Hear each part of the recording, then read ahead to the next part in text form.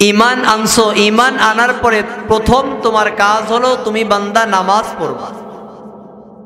কালামে হাকিমের মধ্যে আল্লাহ রাব্বুল আলামিন এই নামাজের কথা প্রায় 82 বার বলেছেন। আকিমিস সালাহ, বান্দা নামাজ কায়েম করো, তুমি নামাজ ঠিক মতো আদায় করো। আল্লাহ রাব্বুল আলামিন কোরআনে বারবার এই একই কথা বলেছেন। আবার রাসূল করিম সাল্লাল্লাহু আলাইহি ওয়াসাল্লাম বলেন, আউয়ালু মা ইউহাসাবু বিহিল আবদু ইয়াউমাল কিয়ামাতিস সালাহ। কিয়ামতের দিন সর্বপ্রথম যে বিষয়টির হিসাব আল্লাহ রাব্বুল আলামিন নেবেন সেটি হলো বান্দা তুমি নামাজ পড়ছো কিনা, বান্দা তুমি নামাজ ঠিকমতো আদায় করছো কিনা, নামাজ কতটুকু গুরুত্বের সহিত আদায় করছো, এই বিষয়টার হিসাব আল্লাহ রাব্বুল আলামিন কিয়ামতের দিন তথা হাসরের ময়দানে যখন হিসাব নেবেন সে সময় সর্বপ্রথম এই বিষয়টা জিজ্ঞেস করবেন। এমত অবস্থায় যদি আমাদের নামাজ ঠিক হয়, আমরা যদি নামাজ ঠিক মতো আদায় করতে পারি, আশা করা যায় আল্লাহ রাব্বুল আলামিন এই নামাজের ওসিলা করে বাকি আমলগুলোর মধ্যে যদি একটু কমতিও থাকে, আল্লাহ ওই আমলগুলোকে স্বয়ং সম্পন্ন করে দিয়ে পুরোটাকে একত্রিত করে যদি মাপের যোগ্য হয় মাফ করে দিয়ে জান্নাতে দিয়ে দিবেন। সুবহানাল্লাহ। পক্ষান্তরে নামাজের মধ্যে যদি কমতি থাকে, নামাজ যদি ঠিকমতো আদায় না করতে পারি, তাহলে তার মতো দুর্ভাগা কপাল পোড়া দুনিয়াতে দ্বিতীয় কেউ হতে পারে না। বর্তমান আমাদের যে ভিতরে নফস আমাদেরকে যে ধোঁকা দেয় শয়তান ইবলিস, তো এই ইবলিসের বায়োগ্রাফি, তার জীবনীটা কেমন, যদি তার ব্যাপারে একটু ঘাটাঘাটি একটু জানাশোনা করা যায়, দেখা যাবে সে যে শয়তান হয়েছে কেন। সে তো ফেরেশতাদের প্রধান ছিল, ফেরেশতাদের সর্দার ছিল, কিন্তু সেখান থেকে আল্লাহ রাব্বুল আলামিন তার নামটা কাটাইয়া শয়তানের সর্দার তথা ইবলিস কেন বানাইছে। তো এই জবাবটা খুঁজতে গিয়ে লক্ষ্য করলে দেখা যায় যে অন্য কোনো কারণে না, তাকে আল্লাহ রাব্বুল আলামিন আদেশ করেছিল যে ইবলিস তুমি সেজদা করো। তখন তো ফেরেশতাদের সর্দার ছিল, তো তাকে সেজদা করার কথা বলা হয়েছিল, কিন্তু সে অস্বীকার করেছিল যে না, আমি এই অহংকার বশত সে অস্বীকার করেছিল যে আমি আগুন হয়ে মাটিকে কেন সেজদা করব। মাটি তো নিম্নমুখী, আমি আগুন তো উপরের দিকে উঠি, তো আমি কেন মাটিকে সেজদা করতে যাব। এই যে একটা অহংকার বশত আল্লাহর হুকুমকে অস্বীকার করেছিল, মাত্র একটা হুকুমকে অস্বীকার করার কারণে আল্লাহ তাআলা তাকে এত বড় শাস্তি দিয়েছেন। পক্ষান্তরে আমাদের বুঝার বিষয়, আমাদেরকে আল্লাহ 5 ওয়াক্ত নামাজ দিলেন। এই 5 ওয়াক্ত নামাজের মধ্যে যে 17টা ফরজ আছে তথা 17 ওয়াক্ত, যে 5 ওয়াক্ত নামাজের 17 রাকাত ফরজ আছে, এই 17 রাকাতে যদি দুইটা করে সেজদা ধরা হয় তাহলে দেখা যাবে 34টা সেজদা হবে। তো আমরা কেমন মানুষ যেখানে সে মাত্র একটা সেজদাকে অস্বীকার করার কারণে তাকে ফেরেশতাদের সর্দারের থেকে নামটা কাটাইয়া শয়তানের সর্দার বানিয়ে দিয়েছে, সেখানে আমি আপনি দিনে 34টা সেজদা দিচ্ছি না, 34টা সেজদা অস্বীকার করতেছি। একটু ভাবার বিষয় আমাদের হালতটা কি হতে পারে, আমাদের অবস্থা আরো কত ভয়ঙ্কর হতে পারে। সে মাত্র একটা সেজদা অস্বীকার করার কারণে তাকে এত বড় শাস্তি দিচ্ছে। পক্ষান্তরে আমরা 34টা সেজদা অস্বীকার করতেছি, দিচ্ছি না, আমাদেরকে আরো কত বড় শাস্তি দিতে পারে আল্লাহ। তো আল্লাহ রাব্বুল আলামিন আমাদেরকে এখনো শাস্তি দেন নাই, অতএব এখনো সময় আছে আমাদের এই নামাজগুলো ঠিকমতো আদায় করে আল্লাহর দিদার তথা আল্লাহর জান্নাত হাসিল করা। তো রাসূল করিম সাল্লাল্লাহু আলাইহি ওয়াসাল্লাম কেমন নামাজ পড়তেন? আয়েশা রাদিয়াল্লাহু তাআলা আনহা বলেন যে রাসূল করিম সাল্লাল্লাহু আলাইহি ওয়াসাল্লাম নামাজকে এত গুরুত্ব দিতেন যে নামাজ যখন রাসূল পড়তেন, যখন সেজদার মধ্যে চলে যেতেন, দীর্ঘক্ষণ ধরে রাসূল সেজদা করতেন, উঠতেন না, নাড়াচাড়াও করতেন না। তখন আমি আয়েশা রাদিয়াল্লাহু তাআলা আনহা রাসূলের পায়ে চিমটি কাটতাম যে রাসূল আদৌ কি দুনিয়াতে আছে নাকি বিদায় নিয়ে চলে গেছে। মুসলমান আল্লাহর বান্দা, রাসূল করিম সাল্লাল্লাহু আলাইহি ওয়াসাল্লামের পায়ে যখন আয়েশা রাদিয়াল্লাহু তাআলা আনহা চিমটি কাটতেন, রাসূলুল্লাহ সাল্লাল্লাহু আলাইহি ওয়াসাল্লাম পাটা একটু নাড়াইতেন, এই পা নাড়ানোটা দেখে রাসূল করিম সাল্লাল্লাহু আলাইহি ওয়াসাল্লামের স্ত্রী আয়েশা রাদিয়াল্লাহু তাআলা আনহা বুঝে ফেলতেন যে রাসূলুল্লাহ সাল্লাল্লাহু আলাইহি ওয়াসাল্লাম এখনো দুনিয়াতে আছেন, এখনো দুনিয়া থেকে বিদায় নেন নাই। রাসূল সিজদার মধ্যে আল্লাহ রাব্বুল আলামিনকে খুঁজে পাচ্ছেন, আল্লাহ রাব্বুল আলামিনকে রাজি খুশি করা নিয়ে ব্যস্ত আছেন।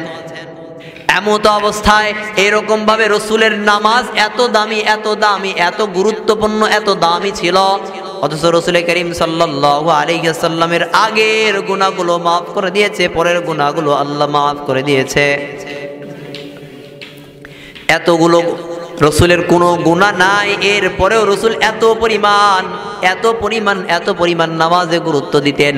প্রক্ষান্তরে আমি আপনি তো গুনাহগার, আমার আপনার কি পরিমাণ নামাজের প্রতি গুরুত্ব দেওয়া দরকার চিন্তার বিষয়। মুসলমান আমাদের বয়স হয়ে গেছে, যাদের মুরব্বী হয়ে গেছে কিন্তু এখনো নামাজের গুরুত্ব বোঝে নাই, তাদের জন্য খুবই বড় মায়া নিয়ে বলে, जब जवानी ढलेगी तो पछताओगे, जब जवानी ढलेगी तो पछताओगे, फिर यूं रूने रुलाने से क्या फायदा, आँख खोलो उठो याद रब को करो, आँख खोलो उठो याद रब को करो, उम्र यूं ही गुजरने से क्या फायदा।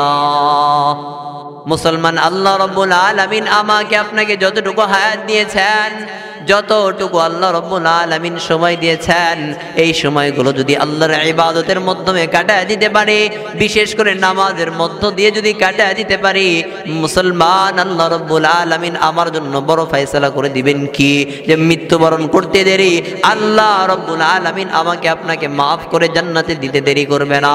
হাদিসে পাকের মধ্যে আসছে, কোন বান্দা যদি 5 ওয়াক্ত নামাজ ঠিকমতো আদায় করে, আল্লাহ রব্বুল আলামিন ওই বান্দাটাকে 5টা দামি দামি পুরস্কার দিবেন। 5টা দামি পুরস্কারের মধ্যে একটা পুরস্কার হলো দুনিয়াতেই আল্লাহ দিয়ে দিবেন, বাকি 4টা পুরস্কার আল্লাহ রাব্বুল আলামিন মৃত্যুর পরে দিবেন। 4টা পুরস্কারের মধ্যে প্রথম পুরস্কার হলো কবরের আযাব আল্লাহ রাব্বুল আলামিন তার মাফ করে দিবে। যেখানে রাসূল করিম সাল্লাল্লাহু আলাইহি ওয়াসাল্লাম বলেছেন, ইন্নাল কবরু রাউযাতুম মিনার রিয়াদিল জান্নাহ আও হুফরাতুম মিন হুফারিন নার, কবর একটা জান্নাতের টুকরা হবে, নইলে জাহান্নামের গর্ত হবে। এত কঠিন ভয়ঙ্কর জায়গা, কিন্তু কোন বান্দা যদি নামাজ ঠিকমতো পড়ে, আল্লাহ রাব্বুল আলামিন ওই কবরের ভয়ঙ্কর বিভীষিকাময় অবস্থা থেকে তাকে মাফ করে নাজাত দিয়ে দিবেন।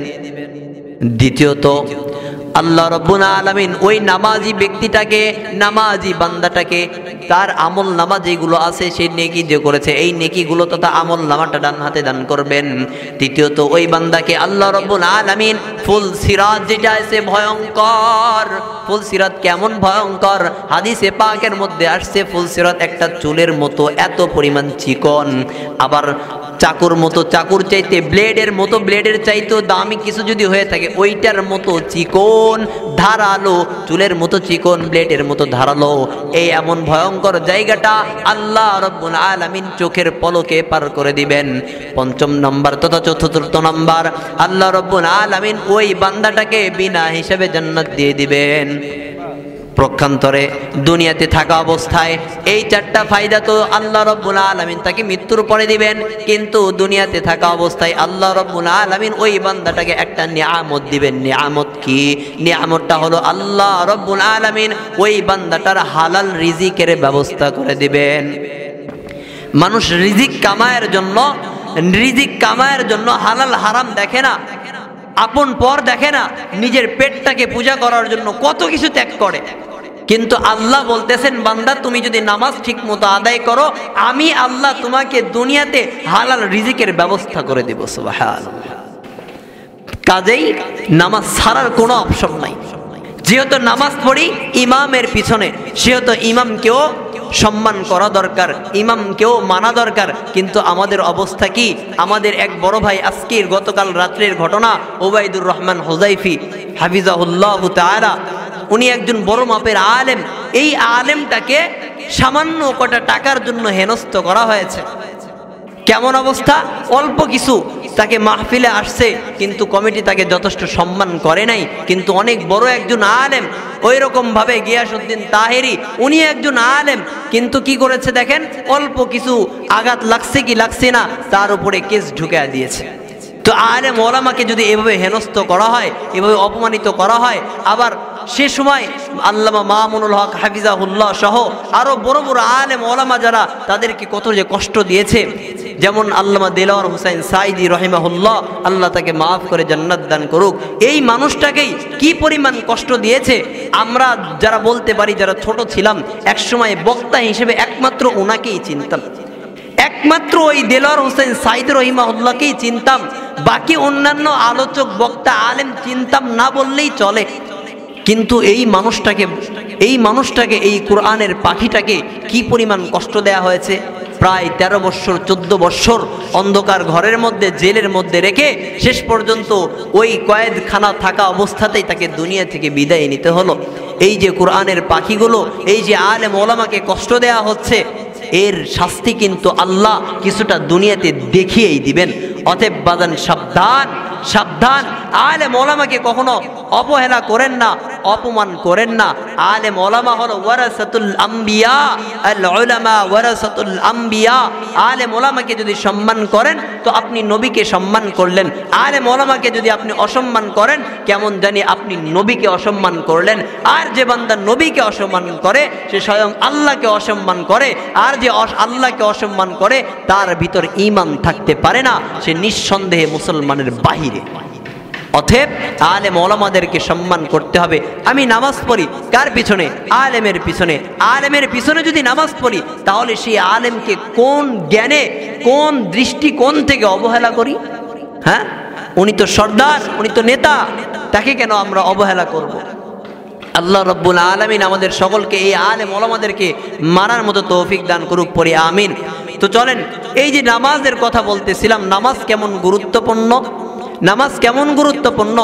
হাদিসে পাকের মধ্যে আসছে, কোনো বান্দা যদি সারা রাত্রি ইবাদতের সওয়াব পেতে চায়, যে সারা রাত্রি বান্দা ঘুমায় থাকবে, কিন্তু আল্লাহ রাব্বুল আলামিন ওই বান্দাটাকে সারা রাত্রি ইবাদত করার সওয়াব দিবেন। কি করে?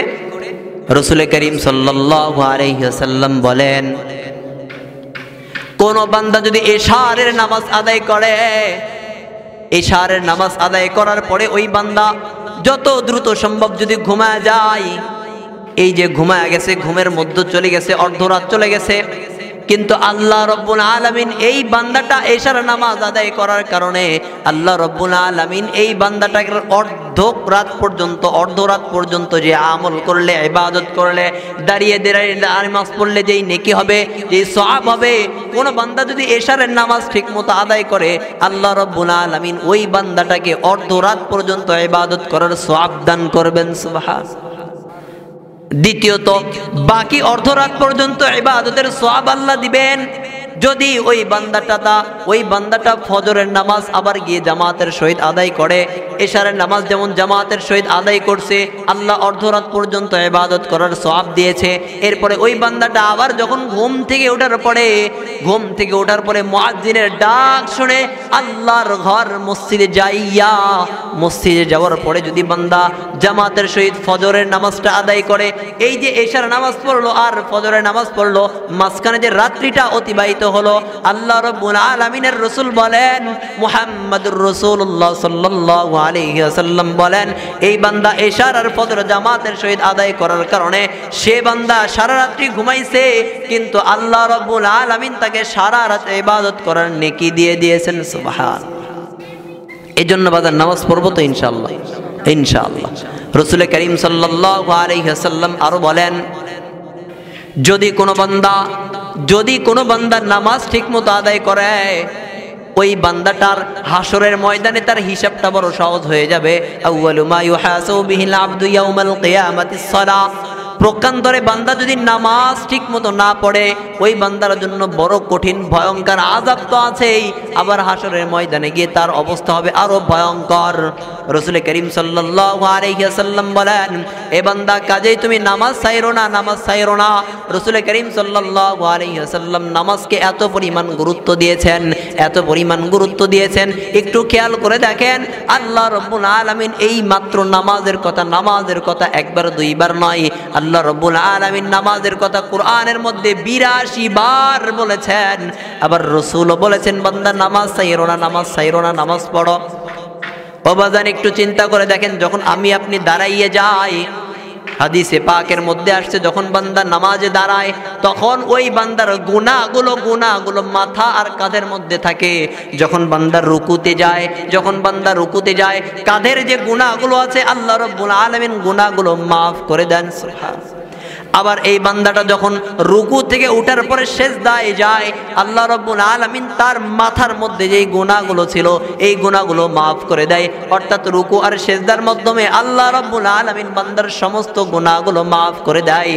এবাদার এরপরে যখন বান্দা সিজদায় যাওয়ার পরে যখন তাসবিহ পড়ে, সুবহানা রাব্বিয়াল আ'লা, সুবহানা রাব্বিয়াল আ'লা, আল্লাহ রাব্বুল আলামিন উপর থেকে জবাব দেয়, সাব্বাহতানি, এ বান্দা তুমি আমাকে পবিত্র বললা, সাব্বাহতুক, বান্দা আমিও তোকে পবিত্র করে দিলাম।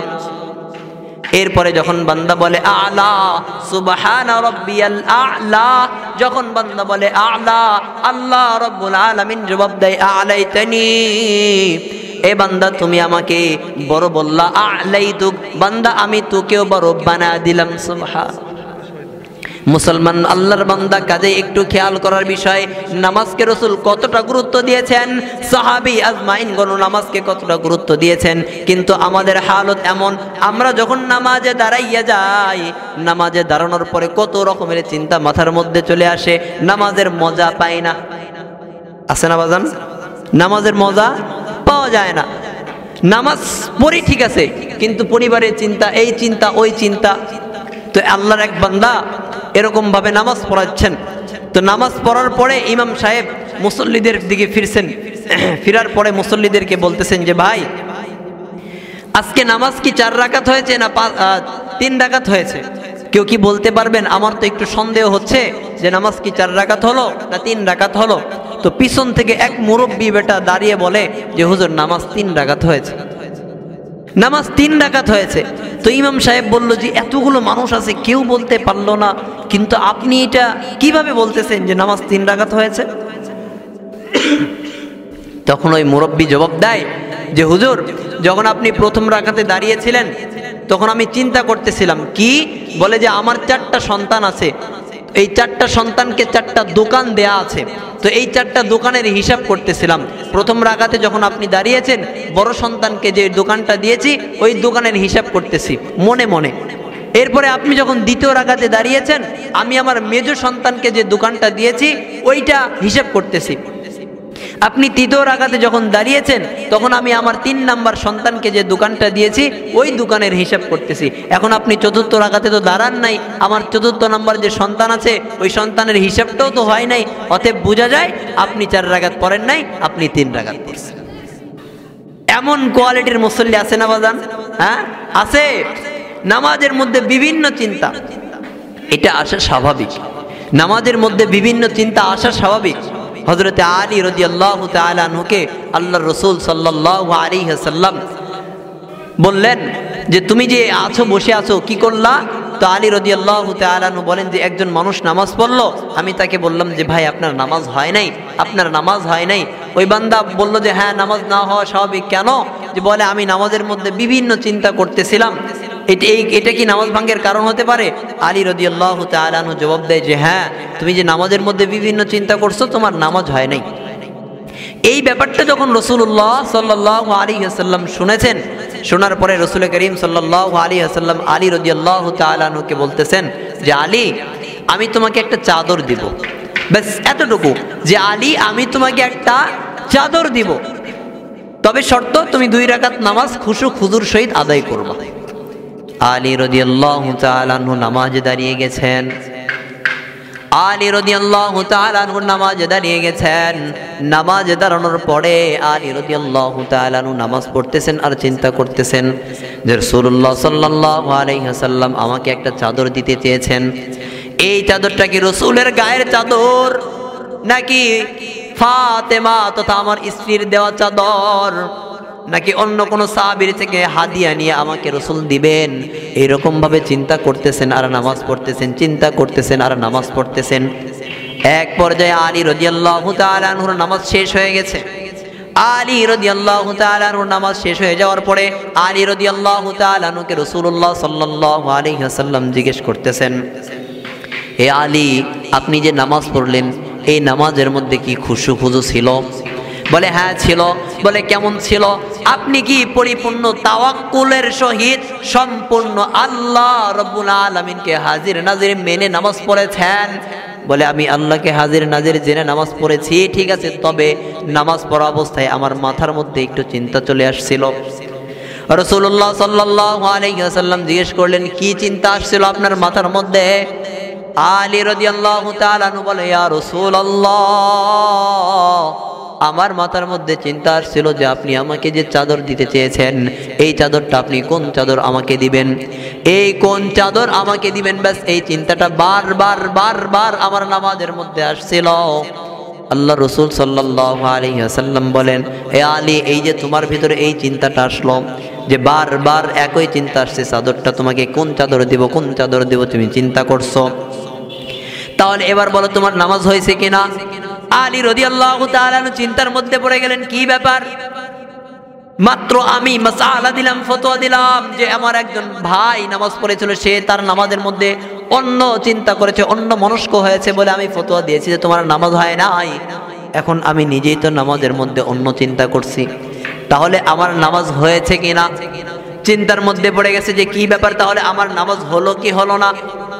এবার এই যে একটা চিন্তা সন্দেহের মধ্যে পড়ে গেছে, আলী রাদিয়াল্লাহু তাআলা আনহু মুহাম্মদুর রাসূলুল্লাহ সাল্লাল্লাহু আলাইহি ওয়াসাল্লামকে বলতেছে, ইয়া রাসূলুল্লাহ, আমি তো দ্বিধাদ্বন্দ্বের মধ্যে পড়ে গেলাম, এর সমাধান কি হবে? রাসূল করিম সাল্লাল্লাহু আলাইহি ওয়াসাল্লাম জবাব দিয়ে দিলেন, চিন্তা হওয়ার কারণ নাই, চিন্তিত হওয়ার কোনো কারণ নাই, তোমার নামাজটা হয়ে গেছে, সমস্যা নাই, তোমার নামাজ হয়ে গেছে, সমস্যা নাই। তুমি যে চিন্তা করতেছো চিন্তা করার দরকার নাই, নামাজের মধ্যে অন্য চিন্তা আসছে, সমস্যা নাই, এটা নামাজ ভাঙ্গার কোনো কারণ না। অতএব কোনো বান্দা এইটা মনে করলে ভুল হবে যে আমি নামাজ পড়ি, নামাজের মধ্যে বিভিন্ন চিন্তা চলে আসে। হ্যাঁ, আসাটা স্বাভাবিক, কারণ আপনার ঈমানের মধ্যে এখনো দুনিয়ার চিন্তা আছে, এজন্য চিন্তা আসে। যদি আপনি দুনিয়ার চিন্তা আপনার অন্তর থেকে বের করে দিতে পারেন তাহলে এই চিন্তাটা আর আসবে না। তো আমাদের মধ্যে দুনিয়ার বিভিন্ন চিন্তা থাকার কারণে, দুনিয়ার চিন্তায় চিন্তিত হওয়ার কারণে আল্লাহ রাব্বুল আলামিনের সামনে দাঁড়িয়ে আস-সাজিদু ইয়াসজুদু আলা কদামাইর রহমান, সিজদার মধ্যে দাঁড়ায়। বলা হয়েছে যখন কোনো বান্দা সিজদার মধ্যে দাঁড়িয়ে যায় সবচেয়ে আল্লাহ রাব্বুল আলামিনের কাছে হয়ে যায়। মুসলমান একটু চিন্তা করে দেখেন, আমাকে আপনাকে সৃষ্টি করেছেন ওই আল্লাহ রাব্বুল আলামিন, আর আমি হলাম সামান্য একটা মাখলুক, ছোট্ট একটা মানুষ। কিন্তু আমি যখন সিজদা দিই, আমি যখন জমিনে সিজদা দিই, আল্লাহ রাব্বুল আলামিন তার কুদরতি পা আমার সিজদার সামনে দিয়ে দেয়। সুবহানাল্লাহ। এজন্যই তো হাদিসে পাকের মধ্যে আসছে, এ বান্দা তোমার নামাজের মধ্যে যদি বিভিন্ন চিন্তা আসে কি করবা? রাসূল করিম সাল্লাল্লাহু আলাইহি ওয়াসাল্লাম বলেই দিয়েছেন, তুমি চিন্তা করবা যে তুমি যখন নামাজ পড়তেছো তুমি আল্লাহকে দেখতেছো। তুমি যখন নামাজ পড়তেছো তুমি মনে করবা যে তুমি আল্লাহকে দেখতেছো। ও বাজান, এইটা বোঝার জন্য ছোট্ট একটা উদাহরণ দেই। আমি আপনি যদি দাঁড়িয়ে যাই কোনো একটা এমপির সামনে অথবা জজের সামনে যদি দাঁড়ায় যাই, আমি তো অপরাধী, জজের সামনে দাঁড়াইছি, আমি অপরাধী, আমি এমপির সামনে দাঁড়াইছি। খেয়াল করে দেখবেন মস্তিষ্ক অন্যদিকে যাওয়ার কোনো চিন্তা নাই, শরীরের একটা অঙ্গ প্রত্যঙ্গ নাড়াচড়া করবে না, বরং চুপচাপ আমার এমপি, আমার জজ সাহেব কি বলে ওইটা শোনার জন্য আগ্রহ হয়ে থাকবে। তো রাসূল করিম সাল্লাল্লাহু আলাইহি ওয়াসাল্লাম বলেছেন, তুমি যখন বান্দা নামাজে দাঁড়াইবা তুমিও চিন্তা করবা যে আল্লাহ রাব্বুল আলামিনের সামনে তুমি দাঁড়াইছো, তুমি আল্লাহকে দেখতেছো। যদি তুমি এইটা ভাবতে পারো দেখবা তোমার নামাজের মধ্যে অন্য কোনো চিন্তা আসবে না। অর্থাৎ নামাজের মধ্যে অন্য চিন্তা দূর করে দেওয়ার ওষুধ হলো এইটা। দ্বিতীয় নাম্বার, যদি তুমি এইটা না পারো, তুমি নামাজে দাঁড়াইছো, তুমি আল্লাহকে দেখতেছো, বিষয়টা যদি এমন না হয়, তুমি যদি এমনটি না করতে পারো, তাহলে তোমার জন্য সমাধান হলো তুমি নামাজে দাঁড়ানোর পরে তুমি ভাববা আল্লাহ তোমাকে দেখতেছে। যদিও তুমি আল্লাহকে দেখো নাই বা আল্লাহকে দেখতেছো না, কিন্তু তুমি এইটা ভাববা যে আল্লাহ তোমাকে দেখতেছো। এই দুইটা কাজ যদি কোনো বান্দা করতে পারে, প্রথম নাম্বার যে তুমি নামাজে দাঁড়িয়ে আল্লাহকে দেখতেছো, দ্বিতীয় নাম্বার অথবা আল্লাহ তোমাকে দেখতেছে, এই দুইটা চিন্তা যদি কোনো বান্দা করতে পারে, এই দুইটা ভাবনা যদি কোনো বান্দা নামাজে দাঁড়ানোর পরে তার মনের মধ্যে নিতে পারে, আল্লাহ রাব্বুল আলামিন তার উপরে রহমত নাজিল করবেন। এবং বলা যায় ওই রহমতের কারণে আল্লাহ রাব্বুল আলামিন ওই বান্দাটার নামাজ কবুল করে নেবেন। ওই বান্দার নামাজের মধ্যে দুনিয়ার কোনো চিন্তা আসবে না। এবার বুঝেন বাজান, নামাজের মধ্যে চিন্তা দূর করে দিলাম, দুনিয়ার চিন্তা দূর করে দিলাম এই দুইটা পদ্ধতিতে। তৃতীয় নাম্বার, আমার আল্লাহ রাব্বুল আলামিন আমার রিজিকের ব্যবস্থা করে দিবেন। কিভাবে? যে আমি যদি নামাজ ঠিকমতো আদায় করি, তাহলে আমার রিজিকের ফয়সালা আল্লাহ করে দিবেন। এবং আমার নামাজের দাঁড়ানোর পরে যে সমস্যাগুলো হয়, আমি যদি আল্লাহকে হাজির নাজির মনে করি যে আল্লাহ আমার সামনে দাঁড়িয়ে আছেন অথবা আমি আল্লাহকে দেখতেছি, তাহলে আশা করা যায় আমাদের ভিতর থেকে এই সমস্যাগুলো দূর হয়ে যাবে। আল্লাহ রাব্বুল আলামিন